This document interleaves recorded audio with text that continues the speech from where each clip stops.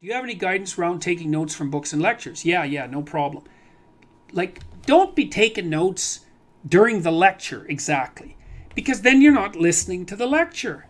It's like, listen to the lecture and then take notes afterwards. Now, that doesn't work for every discipline, but it certainly works for disciplines. Like students in my lectures, I always tell them, don't take notes during the lecture. Listen to the damn lecture.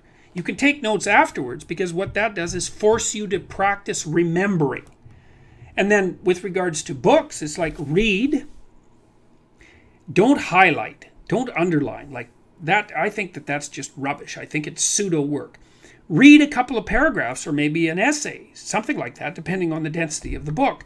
Close the book. Think about it. Write down what you're thinking. Write down what you remember. But in the context of what you're thinking about, because that instantiates it into your memory and puts it at hand. Like, people ask me, for example, how it is that I can remember all the things that I talk about extemporaneously when I'm lecturing. And the reason for that is because I've thought them through.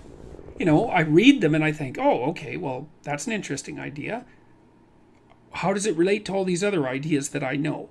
Like, what is its significance for this idea, and what's its significance for this idea, and do I believe it, and how might I criticize it? So it's kind of like I'm attaching little memory hooks to it in 5 different ways, and then I've got it. It's part of me, and that seems to be part of recall rather than recognition.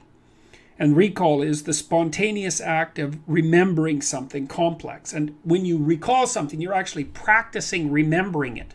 And that's what you need to do if you want that to be part of you.